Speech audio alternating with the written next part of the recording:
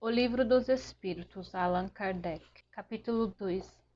Espírito e Matéria. Página 51. Questão 21. A matéria existe desde o princípio como Deus ou foi criada por ele em determinado momento? Só Deus o sabe. Entretanto, há uma coisa que a vossa razão deve indicar. Deus, modelo de amor e de caridade, jamais esteve inativo. Por mais distante que se consiga imaginar o início da sua ação, poder-se-á compreendê-lo um segundo sequer na ociosidade? Questão 22. Define-se geralmente a matéria como sendo o que tem extensão, impressiona os nossos sentidos e é impenetrável. São exatas essas definições? Do vosso ponto de vista, essas definições são exatas, porque não falais senão o que conheceis. Mas a matéria existe em estados que vos são desconhecidos. Pode ser, por exemplo, tão etérea e sutil que nenhuma impressão vos cause aos sentidos. Entretanto, é sempre matéria, embora para vós não seja. Que definição podeis dar da matéria? A matéria é o laço que retém o espírito, é o instrumento de que ele se serve e, ao mesmo tempo, sobre o qual exerce a sua ação. Sob esse ponto de vista, pode-se dizer que a matéria é o agente, o meio com o auxílio do qual e sobre o qual atua o espírito. Questão 23. Que é espírito? O princípio inteligente do universo. Qual é a natureza íntima do espírito? O espírito, com a linguagem humana, não é fácil de ser analisado, porque o espírito não é uma coisa palpável. Para vós ele não é nada, mas para nós é alguma coisa.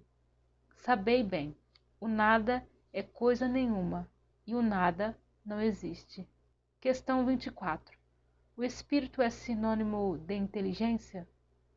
A inteligência é um atributo essencial do espírito. Todavia, como ambos se confundem num princípio comum, para vós são a mesma coisa. Questão 25. O espírito é independente da matéria ou não é mais do que uma propriedade desta? Como as cores são propriedades da luz e o som uma propriedade do ar? Ambos são distintos, mas é necessária a união do espírito e da matéria para dar inteligência à matéria. Essa união é igualmente necessária para a manifestação do espírito? Parênteses. Entendemos aqui, por espírito, o princípio da inteligência, abstração feita das individualidades designadas sob esse nome. Fecha parênteses. Ela é necessária para vós, porque não tendes organização para perceber o espírito sem a matéria. Vossos sentidos não estão aptos para isso. Questão 26. Pode-se conceber o espírito sem a matéria e a matéria sem o espírito? Pode-se, sem dúvida, pelo pensamento. Questão 27. Haveria assim dois elementos gerais do universo, a matéria e o espírito? Sim, e acima de tudo Deus, o Criador, o Pai de todas as coisas. Essas três coisas são o princípio de tudo o que existe, a Trindade universal. Mas ao elemento material é preciso juntar o fluido universal, que desempenha papel intermediário entre o espírito e a matéria propriamente dita, muito grosseira para que o espírito possa ter uma ação sobre ela. Ainda que, sob certo ponto de vista, se possa incluí-lo no elemento material, ele se distingue por propriedades especiais. Se fosse matéria, não haveria razão para que o espírito também não o fosse. Ele está colocado entre o espírito e a matéria. É fluido, como a matéria é matéria, suscetível pelas inumeráveis combinações com esta e sob a ação do espírito, de produzir uma infinita variedade de coisas das quais não conheceis senão uma pequena parte. Esse fluido universal ou primitivo ou elementar, sendo agente que o espírito utiliza, é o princípio sem o qual a matéria estaria em perpétuo estado de divisão e jamais adquiriria as propriedades que a gravidade lhe dá. Esse fluido seria o que designamos sob o nome de eletricidade?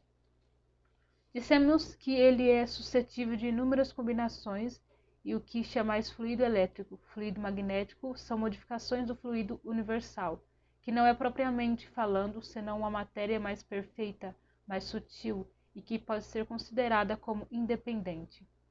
Questão 28. Uma vez que o espírito é, ele mesmo, alguma coisa, não seria mais exato e menos sujeito a confusões? Designar esses dois elementos gerais pelas palavras matéria inerte e matéria inteligente? As palavras pouco nos importam. Cabe a vós formular linguagem adequada a vós entenderdes. As controvérsias surgem quase sempre por não vos entenderdes sobre as palavras, visto que a vossa linguagem é incompleta para exprimir as coisas que não ferem os vossos sentidos. Um fato patente domina todas as hipóteses. Vemos matéria que não é inteligente e vemos um princípio inteligente independente da matéria. A origem e a conexão dessas duas coisas nos são desconhecidas. Que elas tenham ou não uma fonte comum com pontos de contato necessários, que a inteligência tenha sua existência própria ou que ela seja uma propriedade, um efeito, que seja mesmo, segundo a opinião de alguns, uma emanação da divindade, é o que ignoramos. Elas nos parecem distintas e por isso admitimos-las como formando os dois princípios constituintes do universo. Vemos acima de tudo isso uma inteligência que domina todas as outras e as governa, distinguindo-se por atributos essenciais. A essa inteligência suprema é o que chamamos de Deus.